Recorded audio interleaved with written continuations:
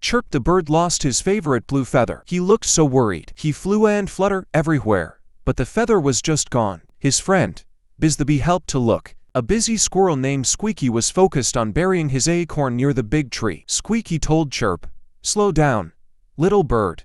Be patient and look closely, one spot at a time." Chirp took a deep breath. He tried looking slowly under the flowers, and he found it. Patience and focus helped Chirp find his feather. What a great lesson!